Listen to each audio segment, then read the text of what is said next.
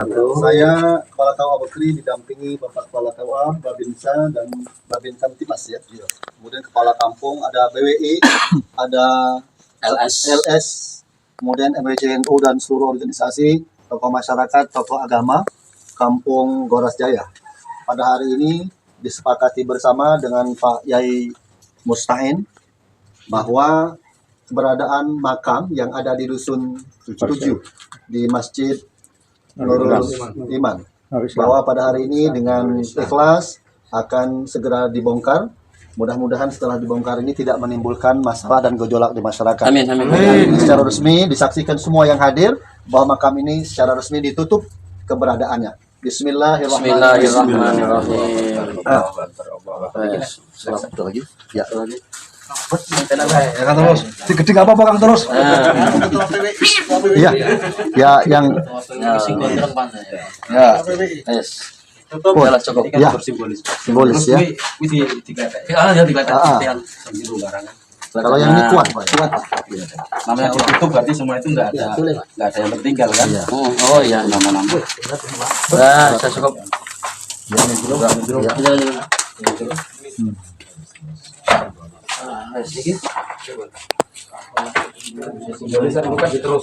Penutupan makam. Jadi Saudara sekalian, barusan kita menyaksikan sebuah makam yang diduga makam keramat ya, yang ada di Desa Goras, Kecamatan Bekri, Lampung Tengah, di mana para staf desa dan beberapa staf pemerintahan setempat ramai-ramai, dan tokoh masyarakat pun juga ramai-ramai untuk mendatangi makam tersebut yang diduga palsu dan menjadi keresahan pada masyarakat setempat, saudara sekalian. Dan berikut penjelasan daripada Ustadz Suparman Abdul Karim, di mana beliau akan menerangkan rahasia dari pembentukan makam-makam palsu, bahkan sampai 300.000 di Indonesia, kalau tidak salah ya saudara sekalian, ditemukan makam-makam palsu dan masih diproses untuk dihancurkan. Oke, selengkapnya mari kita sama-sama simak penjelasan beliau. Silakan. Mereka bikin kuburan-kuburan palsu. Mengapa mereka bikin kuburan palsu?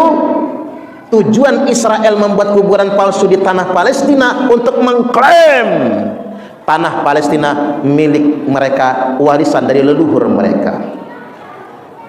Maka di Indonesia juga ada indikasi ke sana. Ada 3.000 makam palsu yang ditemukan alap-alap Mataram. Ini ada sahabat saya Mas Ari dari alap-alap Mataram, dari budaya Indonesia. Kita bertanya-tanya, coba kasih tanda-tanda yang sangat besar. Ngapa kok di Indonesia ada makam sampai 3.000 palsu, diklaim sebagai makam keramat? Sama dengan pola yang digunakan Israel ketika ingin menguasai Palestina. Hati-hati, kita semua waspada. Hati-hati nggih Pak. Dengan punya mbah, punya moyang, kuburannya direnovasi, lalu kemudian dijadikan makam keramat, namanya tiba-tiba berubah. Kadang-kadang kita mah senang-senang aja banyak yang ziarah, tapi ingat itu ada perencanaan jangka panjang itu. Di Lampung Tengah sudah ditemukan satu makam palsu yang diklaim leluhur dari kelompok tertentu. Sama seperti Israel menguasai Palestina. Setidak-tidaknya begini, mereka ingin memutarbalikkan sejarah, menyimpangkan sejarah dan membangun klaim Indonesia ternyata warisan leluhur mereka. Sama kayak Palestina itu. Hari ini mereka terjajah. Walaupun kita kemarin geger Pak, 5 orang yang mengatasnamakan kader NU berangkat ke Israel untuk ketemu Presiden Israel, dan alhamdulillah orang-orang yang terhubung dengan itu hari ini sudah dapat konfirmasi informasinya diberhentikan oleh PWNU DKI Jakarta. Jadi PBNU mengkonfirmasi mereka datang tidak atas pengetahuan PBNU. Jangankan diperintah Pak, ngasih tahu aja kagak. Dan yang bersangkutan sudah dipecat apapun alasannya. Kata mereka alasannya begini, kami datang ke Israel untuk melakukan dialog lintas iman, ngajak Israel untuk berhenti perang, jangan lagi diserang tuh Palestina. Ya kalaupun tujuannya bagus, caranya nggak bagus, datang ke sana. Betul apa betul? Kalaupun mau begitu ya bukan dia yang datang, tapi presiden. Ini kan kerjaan negara, ya apa ya? Bukan kerjaan kita ngurus perdamaian itu. Diplomasi itu urusan negara. dan Indonesia sudah mengupayakannya. Indonesia sudah mengupayakannya. Saya ingin kasih tahu sama Bapak Ibu, sampai detik ini Indonesia masih concern dengan satu hal, bahwasanya kita mendukung penuh kemerdekaan Palestina. Presiden Soekarno, Presiden Soeharto, Presiden B.J. Habibie, Presiden Abdurrahman Wahid, Presiden Megawati, Presiden SBY, Presiden Jokowi, 7 Presiden Republik Indonesia tidak pernah berubah dalam satu tekad mendukung kemerdekaan Palestina dan berjuang di dunia internasional untuk kemerdekaan rakyat Palestina. Dan Indonesia nggak main-main, Pak, perjuangan diplomasinya. Belum lagi Indonesia ini bikin rumah sakit di Palestina gratis untuk masyarakat Gaza, untuk masyarakat Palestina, bikin sekolah di Palestina gratis untuk masyarakat di sana. Itu Indonesia. Maka berbanggalah Bapak Ibu menjadi warga negara Indonesia. Bangga kita. Indonesia ini bagaimanapun, Pak, kita nggak pernah ngakuin Israel. Di negara kita nggak ada kedutaan besar Israel. Ada orang memuji-muji Erdogan. Tahu Erdogan nggak? Tahu Erdogan nggak, Bu? Bukan kelapa muda, bukan. Erdogan presiden Turki. Turki presidennya pro Islam. Coba ingin saya kasih tahu, Turki itu mengakui Israel sebagai negara resmi. Di Ankara Turki, di Istanbul Turki, itu ada kedutaan besar Israel. Makanya saya nggak bangga jadi rakyat Turki, enggak. Saya bangga menjadi rakyat Indonesia. Indonesia sampai hari ini tidak pernah berubah. Kita mendukung Palestina dan tidak pernah mendukung Israel sedikit pun. Nah, ini penting. Jangan sampai kita ini menjadi bangsa yang rendah diri, nyaci maki negaranya dewek, nyaci maki pemerintah sendiri. Itu juga salah. Cuman saya ini ya sekali-kali ngomong politik internasional ya, Pak, ya. Karena kita juga prihatin, kasihan saudara-saudara kita di Palestina. Dan terlalu banyak yang dibantai itu, Bapak Ibu. Kita semua ikut prihatin, kita semua ikut sedih. Mudah-mudahan yang wafat, yang gugur, Allah tetapkan matinya syahid semua. Allahumma amin, amin ya rabbal alamin. Namun kita juga harus bersabar. Cuman saya ini agak keselnya begini, Pak. Serangan Israel ke jalur Gaza bertubi-tubi dari bulan Oktober sampai hari ini nggak berhenti. Itu kan adalah respon terhadap serangan Hamas tanggal 7 Oktober di hari raya umat Yahudi Israel melalui jalur udara, darat, dan laut pakai para layang yang menewaskan 1000 lebih rakyat Israel dan menangkap 3 jenderal waktu itu. Nah, gara-gara serangan Hamas itulah Israel punya alasan untuk menghancurkan Palestina hingga detik ini. Dan selalu begini, saya patut diduga ada apa dengan Hamas. Karena semua serangan Israel yang terjadi dari dulu sampai sekarang itu judulnya counter attack. Nah, suka nonton bola nggak sih, Pak? Counter attack. Nih dengerin, yang suka nonton bola, bola aja ditonton. Counter attack adalah bentuk serangan balikan, respon balasan terhadap serangan Hamas, bukan Palestina. Saya ingin kita membedakan, bangsa Indonesia bedakan mana Palestina, mana Hamas. Beda. Hamas itu organisasi tidak resmi, Bapak Ibu. Hamas itu seperti partai politik, Pak. Dia bukan pemerintah. Hamas itu bukan pemerintah. Tapi begini, mengapa selalu begitu? Nah, saya ini menduga, Bapak Ibu, jangan-jangan Hamas ini adalah alat legitimasi Israel, agar Israel selalu punya alasan untuk menyerang Palestina. Buktinya apa? 7 Oktober mereka menyerang Israel, akibatnya sampai sekarang. 7 November Presiden Mahmud Abbas, ya pemerintah Palestina yang paling berdaulat siapa? Ya Presiden Mahmud Abbas. Kalau di kita Jokowinya kita itu, Pak, ntar lagi ganti Pak Prabowo kita ini. Mahmud Abbas itu, Presiden Mahmud Abbas ditembaki oleh kelompok militer putra Abu Jandal, bukan Abu Janda ya, Pak, ingat, Abu Jandal, bukan Abu Janda. Kelompok militer Abu Jandal ditembakin, Presiden Mahmud Abbas selamat, pengawalnya tewas. Pas pampresnya lah kalau kita itu tewas. Siapa Abu Jandal? Kelompok bagian Hamas itu sendiri. Artinya Hamas ini nggak pernah mau akur dengan bangsa Palestina, dengan pemerintah Palestina. Borok-borok mau mengalahkan Israel, Hamasnya aja ngeyel. Ini penting yang untuk kita pendidikan. Awas tuh, siapa yang dukung-dukung Hamas, tak lihat raihnya kayak apa itu. Hamas ini kan kelompok Ikhwanul Muslimin, bentukan Ikhwanul Muslimin. Ikhwanul Muslimin sudah ditetapkan sebagai kelompok organisasi teroris di Mesir sana. Tak ulang, Ikhwanul Muslimin sudah ditetapkan sebagai organisasi teroris di Mesir. Sudah ditetapkan. Inilah yang bentuk Hamas, ngeyel, nggak mau nurut sama pemerintah. Akhirnya apa yang terjadi? Penderitaan yang berkepanjangan. Maksud saya begini, ayo kita semua mawas diri. Hamas tobatlah, nurut sama pemerintah yang sah. Kalau saya ingin ambil perumpamaan, Hamas itu kayak apa Pak? Kayak OPM, organisasi separatis. Selalu ngeyel sama pemerintah. Tapi dampak apa yang mereka kerjakan? Rakyat Palestina yang menanggung akibatnya hari ini.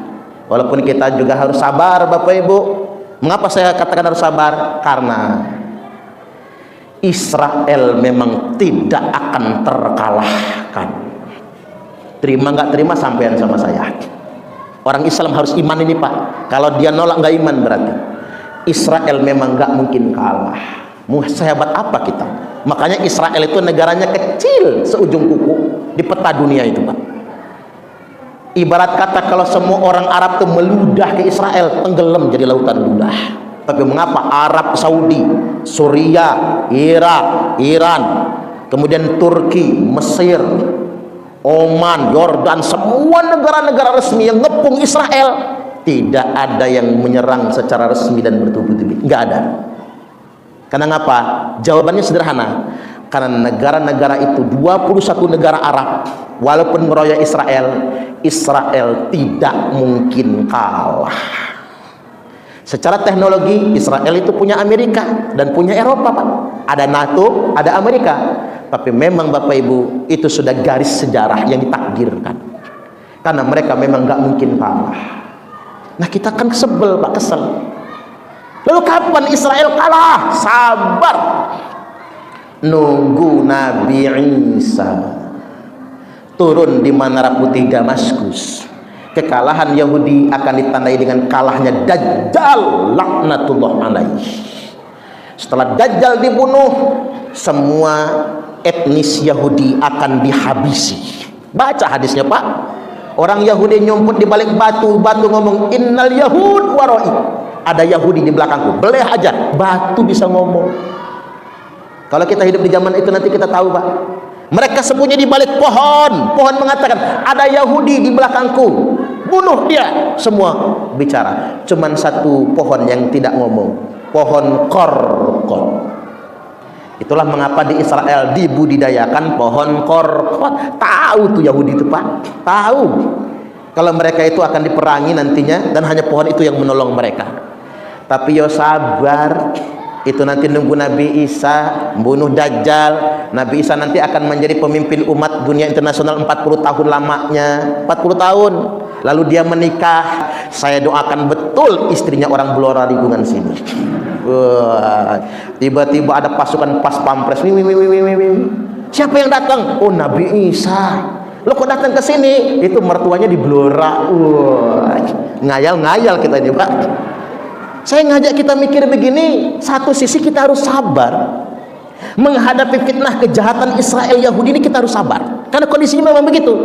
Tapi juga harus cerdas, jangan mau diadu domba, jangan mau dipanas-panasin orang. Jadi balik lagi, yang selanjutnya tsumma fitnatu sarra, lalu muncullah fitnah sarra. Apa itu fitnah sarra? Hiya fitnatu harabin wa harab. Fitnah di zaman kemerdekaan, saat umatku sedang menikmati alam kemerdekaan, setelah mereka sukses mengusir penjajah, maka muncul fitnah sarra. Dakhanuha min tahti qodama rajulin min ahli baiti. Hati-hati, sabda Kanjeng Nabi. Fitnah sarra itu akan keluar dari bawah dua telapak kaki laki-laki yang ngaku anak cucuku. Halo, halo, ada nggak zaman sekarang orang yang ngaku-ngaku anak cucu Nabi? Banyak. Hati-hati Bapak Ibu. Ini kalau bukan sabda Kanjeng Nabi nggak saya sebut, enggak. Ini karena sabda Kanjeng Nabi ini. Fitnah itu akan keluar dari bawah telapak kaki laki-laki yang ngaku-ngaku ahlul bait. Bahkan jelas betul kalimatnya Pak, yaz'umu annahu minni walaysa minni. Dia ngaku-ngaku ahlul baitku, walaysa minni, padahal dia bukan anak cucuku. Tuh, makanya kalau orang sudah ngaku-ngaku, apalagi ngomong begini, dalam darah aneh nih mengalir darah Rasulullah, alamat palsu itu. Karena cucu Nabi nggak mungkin begini, nggak mungkin, nggak pas. Masa cucu Nabi nggak kayak akhlak Nabi? Kalau ada yang mengatakan begitu, katakan dia palsu. Kecuali dia ngomong begini, dalam darah aneh nih mengalir darah Rasulullah Adam alaihi salam, itu baru cocok saya Pak, karena kita ini keturunan Nabi Adam semua. Tapi kalau dia nyebut Rasulullah Muhammad sallallahu alaihi wasallam, tidak sedemikian rupa. Yaz'umu annahu minni walaysa minni, dia ngaku-ngaku keturunanku padahal dia bukan anak keturunanku. Wa innama awliya'iyal muttaqun, karena semata-mata yang pantas ngaku wali-waliku, keluargaku, kata Nabi, hanyalah orang-orang yang bertakwa. Jadi kalau ada yang ngaku keturunan Nabi malah flexing. Tahu flexing nggak Bu? Ngaku keturunan Nabi malah pamer gawenya, pamer rumah mewah, pamer mobil mahal, pamer kalau dia kaya. Apa kata dia? Biar yang benci saya tambah kepanasan. Dia pikir dengan pamer kemewahan itu orang yang benci sama dia makin kepanasan. Bukan begitu. Karena dia sedang ngaku cucu Nabi. Sakit semua hati umat Nabi ini. Kok ada cucu Nabi kayak gitu kelakuannya? Ya pamer aja kan udah nggak bagus ya Pak ya. Jangan pamer kekayaan di tengah-tengah orang miskin, menyakitkan. Jangan pamer perut kenyang di dekat orang yang sedang lapar. Jangan pamer nikmatnya sehat di dekat orang yang lagi sakit. Bahkan jangan pamer kemesraan di dekat orang yang jomblo. Ya Pak ya. Karena itu menyakitkan Bapak Ibu. Kata Imam Ali, memamerkan perutmu kenyang di dekat orang lapar itu maksiat. Ini Imam Ali, ahlul bait Nabi Pak. Ahlul bait Nabi mengatakan memamerkan kekayaan di tengah orang miskin itu adalah kemaksiatan. Memamerkan kesehatan, wih enak banget makan sop kambing, sate kambing dekat orang yang sedang stroke Pak. Itu menyakitkan dan itu termasuk maksiat. Nggak boleh itu, nggak boleh. Apatah lagi diperoleh dengan cara yang tidak halal. Tidak boleh yang sedemikian rupa. Ahlul bait Nabi tidak akan flexing, tidak akan memamerkan kemewahan, tapi justru ahlul bait Nabi pasti peduli dengan umat. Oke saudara sekalian, itu ya tadi penjelasan singkat dari Ustadz Suparman Abdul Karim, bagaimana beliau menerangkan sisi gelap pembuatan makam palsu yang marak terjadi di Indonesia. Ya mungkin ini dijadikan sebagai situs ya untuk mencari keraupan oleh oknum-oknum yang memang tidak bertanggung jawab. Dan apa sebenarnya rahasia yang disembunyikan oleh orang-orang atau oknum-oknum yang senang membuat makam-makam palsu. Bahkan dikatakan pun makam kepala kerbau pun itu dijadikan sebagai makam palsu dan keramat saudara sekalian, dimana ketika ada orang yang di tengah sawitnya atau di tengah kebunnya menanam kepala kerbau, lalu kemudian itu dipagar sedikit, dan kemudian ada orang-orang yang senang mencari hal-hal unik dan dibuat sebagai makam, dan itu dijadikan sebagai makam, dan ada orang yang ziarah ke sana saudara sekalian. Dan setelah ditanyai oleh orang-orang yang memang menyaksikan langsung kepala kerbau itu ditanam saudara sekalian, dan ternyata dia disuruh, katanya ya, orang yang ziarah itu ditanya, katanya itu dia disuruh oleh seorang seorang Habib ya, yang LBY ya, oknumnya LBY. Nah ini adalah bagaimana mereka mensponsori ya melalui makam-makam palsu, dan kita tidak tahu niat mereka itu seperti apa. Namun setelah kita mendengar penjelasan dari Ustadz Suparman tadi, ternyata Israel ketika menguasai daripada Palestina itu salah satunya menggunakan strategi pembuatan makam palsu. Lalu kemudian ketika mereka sudah banyak makamnya dan terkenal dari masyarakat setempat. Nah, di sanalah akan terjadi pembolakan atau pembalikan sejarah, saudara sekalian. Bahwasanya mereka mengklaim banyak makam-makam di daerah ini bahwasanya itu bertanda nenek moyang kami lebih dulu daripada nenek moyang kalian, saudara sekalian. Buktinya apa? Buktinya banyak makam-makam palsu. Itu persis terjadi di Indonesia sekarang, saudara sekalian. Banyak sekali. Bahkan di sekitar makamnya Wali Songo itu ada makam-makam para habib, saudara sekalian. Siapa yang mencantolkan itu, saudara sekalian? Nah, ini persis sekali bagaimana strategi daripada negara Zionis ini untuk menguasai Palestina. Sedangkan kita di sini bagaimana banyaknya, maraknya, berkembang biaknya makam-makam para leluhur habaib ya di Nusantara ini. Kita tidak tahu tujuan mereka apa, kok bisa membuat makam-makam seperti itu. Ya, mungkin hanya itu saja yang bisa kita sampaikan. Sekian, assalamualaikum warahmatullahi wabarakatuh.